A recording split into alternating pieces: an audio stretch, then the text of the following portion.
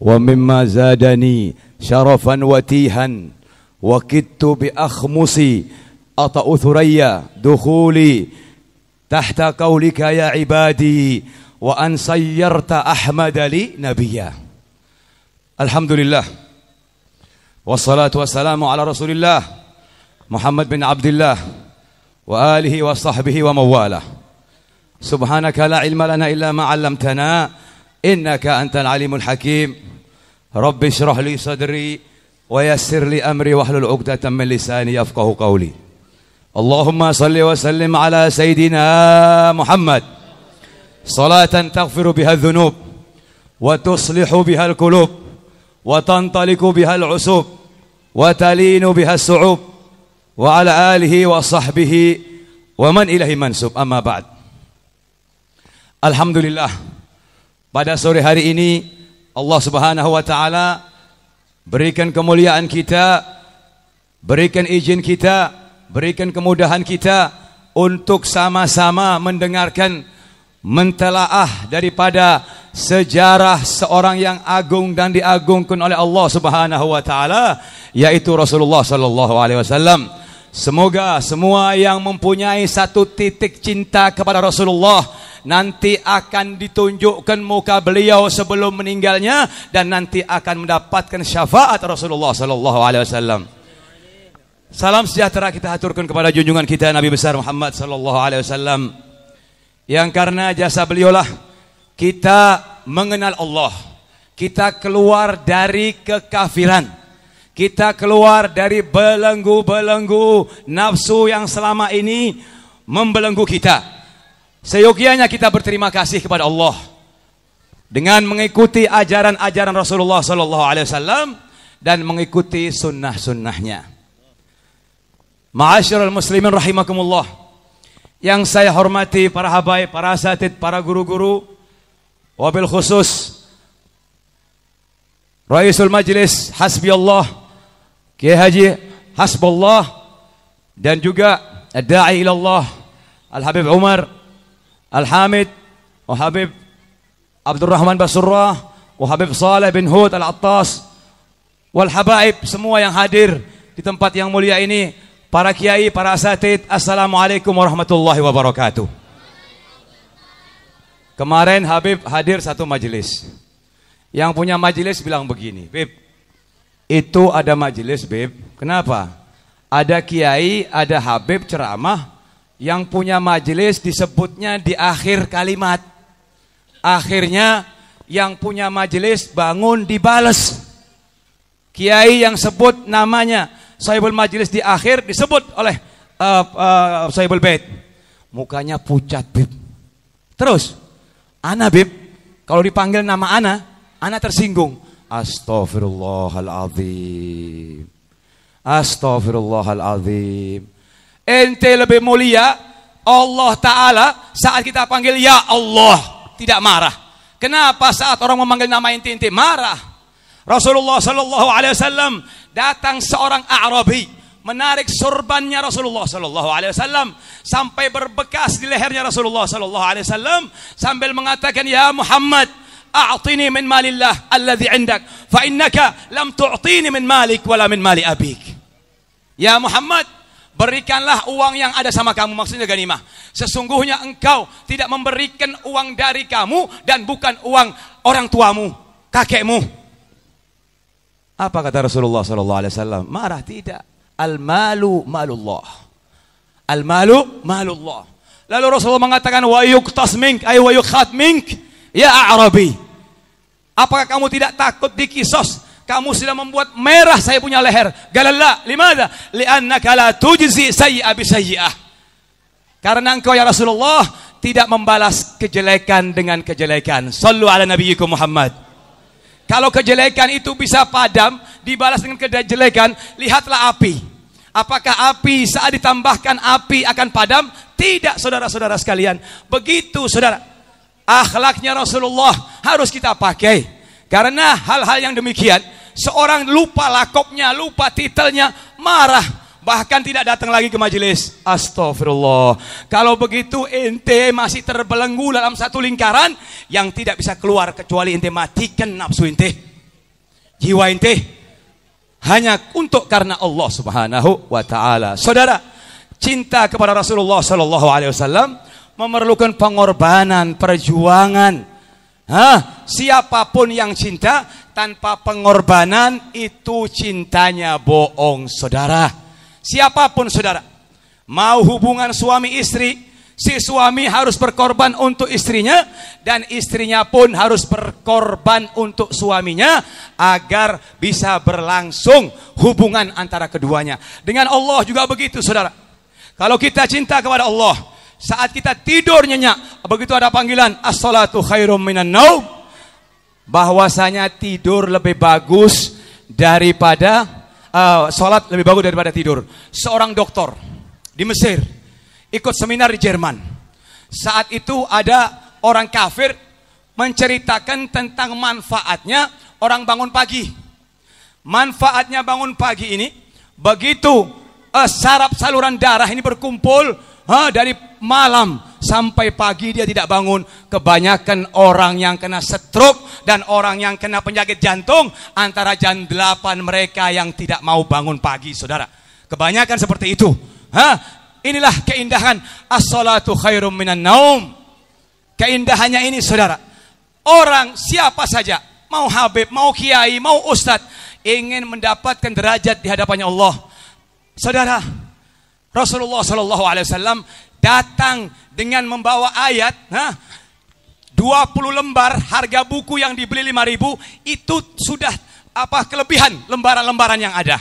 Hanya membawa Iqra. Apa maksudnya Iqra? Iqra alam sekitar kita ini, saudara. Alam sekitar kita ini mesti dibaca, mesti dilihat, mesti dipelajari. Baru seseorang itu akan mengenal apa-apa yang ada di sekeliling kita. Pada tahun 3 Hijriah, seorang sahabat yang bernama Talha bin Ubaidillah, dia mencegah panah-panah yang akan sampai dan yang sampai ke Rasulullah sallallahu alaihi wasallam, sampai perisainya ditebas oleh pedang, jatuh. Apa yang dia lakukan? Dia serahkan tangannya untuk menjadi perisai daripada panah-panah, jangan sampai kena Rasulullah, sampai tangannya lumpuh. Saudara-saudara sekalian, apa kehormatan yang diberikan oleh Rasulullah sallallahu alaihi wasallam. Tidak begitu aja, saudara. Hadis ini diriwayatkan oleh Imam Suyuti fi Jami' As-Shaghir, bahwasanya man sarrahu an yanzura ila syahidin yamshi ala wajhil ard falyanzur ila Talha bin Ubaidillah. Barang siapa yang ingin menyaksikan syahid berjalan di muka bumi, maka lihatlah engkau Talha bin Ubaidillah. Begitu, saudara-saudara sekalian. Apabila kita cinta kepada Rasulullah sallallahu alaihi wasallam, harus kita korbankan diri kita untuk Rasulullah sallallahu alaihi wasallam.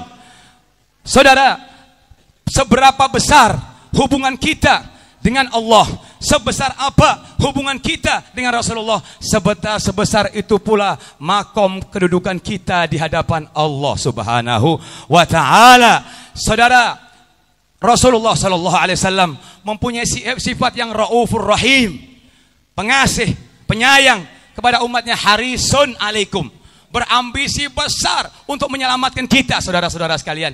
Kita yang tidur-tidur, kita yang malas-malas, Rasulullah tidak pernah henti-hentinya untuk mendoakan kita. Bukan di zaman dulu, saudara, sampai tahun-tahun ini ada seorang bertanya kepada Rasulullah dalam tidur, ya Rasulullah, min aina na'khudh sunnatak, dari mana wasiratak, dari mana saya akan ambil sunnahmu zaman sekarang ini? Khud min rajulil asmar, dia bilang, ambil kamu dari seorang laki yang asmar, namanya Badr al-Musyari. Itu dari pagi sampai sore setiap hari dia menceritakan sejarahnya Rasulullah sallallahu alaihi wasallam. Begitu, saudara-saudara sekalian. Saat kita berkorban, kita capek, saudara, orang-orang yang akan mendapatkan syafaat, orang-orang yang akan bersenggolan bahunya dengan Rasulullah, mereka itu yang setiap hari tidak pernah lepas baca sholawat 1000 kali, saudara. Saya pernah jumpa seseorang di Tenggilis, Pasuruan. Mukanya bercahaya. Dia jualan dagang. Masya Allah, ibu, saya bilang. Karena suaminya ini misanan ibu saya. Masya Allah, ibu mukanya terang. Apa amalannya? Tidak ada, Beb. Saya hanya bersolawat kepada Rasulullah Sallallahu Alaihi Wasallam. Solawatnya bagaimana? Sallallahu ala Muhammad. Dah. Lalu gimana? Ya, Beb, kalau saya nggak repot, saya nggak sibuk, alhamdulillah, Beb, bisa 25.000 kali. Orang yang belajar di Medina, di Mekah, di Hadramut bisa ditampar dengan ucapan ibu itu, saudara. Sampai-sampai ibu ini mengatakan, kalau saya malas, itu paling tidak 15.000 saya baca salawat kepada Rasulullah Sallallahu Alaihi Wasallam. Begitu saudara-saudara sekalian, berapa banyak orang yang ajam, orang yang tidak bisa bahasa Arab, tapi hatinya jauh lebih fasih dari orang yang berbahasa Arab, saudara. Karena apa? Allah Subhanahu wa taala melihat hati kita, saudara. Dan saudara, Imam Ibn Hibban meriwayatkan hadis ini, bagaimana sayangnya Rasulullah kepada kita. Pernah sekali waktu Sayyidatuna Aisyah membawakan hadis ini, beliau mengatakan, qalat falamma anastu min Rasulillah sallallahu alaihi wasallam tiba nafsin qultu lahu ya Rasulullah ud'u Allah li. Tak kala saya melihat Rasulullah senang, Rasulullah gembira, Rasulullah bahagia, baru saya minta. Ini cerdas, saudara. Kalau kita punya hajat dengan siapapun, dilihat dulu keadaan. Karena keadaan itu lebih penting dari sesuatu yang ingin kita sampaikan. Ahlan wa sahlan saturai. Lalu saudara-saudara sekalian, apa sabda beliau? Rasulullah mengatakan, Allahumma ighfir li Aisyah ma taqaddama min dhanbiha wa ma ta'akhkhar wa ma a'lanat wa ma asarrat. Ya Allah, ampunkanlah dosa Aisyah yang telah lalu dan yang akan datang, yang tersembunyi dan yang terang-terangan. Sayyidatuna Aisyah dari senangnya, dhahikat Aisyatu hatta saqata ra'suha fi hajriha. Sayyidatuna Aisyah dari gembiranya sampai kepalanya ini sampai ke pahanya, dari bahagianya, ketawa senang. Lalu Rasulullah mengatakan, ayasurruki du'ai? Apakah membuat kamu bahagia ya Aisyah doaku? Naam. Wa kaifa la yasurruni du'auki ya Rasulullah? Wallahi innaha la da'wati li ummati fi kulli shalah. Ya Aisyah, doa tadi saya selalu ucapkan setiap 5 waktu saya sholat, saya selalu doakan buat umatku. Ini maknanya haris. Rasulullah berambisi besar untuk menyelamatkan kita. Sampai-sampai orang yang 70.000 masuk ke surga tanpa hisab tidak cukup. Rasulullah minta setiap saat 1.000 supaya bisa memberikan syafaat 70.000. Allahumma ja'alna minhum. Begitu saudara-saudara sekalian. Mari dalam peringatan yang singkat ini ambil manfaat, ambil faedah, ambil sekalipun satu tetes dari kehidupannya Rasulullah Sallallahu Alaihi Wasallam. Saya yang sampai sekarang ini tertegun dengan akhlaknya Rasulullah. Sampai orang yang memusuhi Abdullah bin Ubaidillah bin Salul memusuhi Rasulullah, menggembosi sahabat, membuat kacau pertahanan. Begitu dia meninggal, anaknya datang, Abdullah. Ya Rasulullah, a'tini gamisak ukaffin bihi abi. Ya Rasulullah, berikanlah kafanku, berikanlah pakaianmu ya Rasulullah agar saya kafankan kepada abah saya. Tidak tunggu lama Rasulullah. Rasulullah masuk ke dalam rumahnya, dibuka pakaian jubah yang dipakai oleh Rasulullah, diberikan. Sayyidina Umar marah, ya Rasulullah, amanasid ma fa'ala abuh kada wa kada wa kada. Ya Umar, diam, kamu tidak mengerti. Ya Umar, ini abahnya pernah berbuat baik kepada paman saya. Waktu Ghazwatul Badr belum masuk Islam, paman saya hampir terbuka auratnya, ditutupin oleh Abdullah bin Ubaidillah bin Salul ini, saudara. Saya ingin membalas kebaikan abahnya terhadap paman saya. Begitu saudara-saudara sekalian, akhlak yang diberikan, yang ditunjukkan oleh Rasulullah Sallallahu Alaihi Wasallam. Maka dari itu saudara, kita dalam peringatan ini ambil sedikit apa saja yang datang dari Rasulullah. Saya tutup cerita ini di Amerika. Ada orang barat masuk Islam, baca Fatihahnya serampangan, saudara. Baca Fatihahnya serampangan. Cuman dia pernah membaca terjemahan hadis, balighu anni walau ayah. Sampaikan dari aku sekalipun satu ayat. Tidak ambil pusing dia. Dia masuk ke masjid, dia ambil mikrofon, dia baca Fatihah. Fatihahnya kacau. Setelah itu ditegur sama imam masjid, diberhentikan masjidnya. Apa yang kau lakukan? Ya, saya akan mengamalkan dari Nabi saya yang saya baru masuk Islam. Balighu anni walau ayah. Sekalipun Fatihahku beropotan tidak benar, tapi aku tidak menjadi imam sholat. Saya cuma akan mengirim sinyal bahwa yang saya baca ini Al-Fatihah, dan yang saya lakukan adalah mengikuti anjuran dari para anjuran Rasulullah. Mudah-mudahan kita diberikan sehat walafiat. Mudah-mudahan Haji Hasbullah diberikan panjang umur, sehat walafiat. Mudah-mudahan yang hadir di sini tidak tangan kosong, membawa keberkahannya Rasulullah sallallahu alaihi wasallam, menambah cinta kepada Rasulullah, menambah salawat kepada Rasulullah. Hadza wal afu minkum. Wassalamualaikum warahmatullahi wabarakatuh.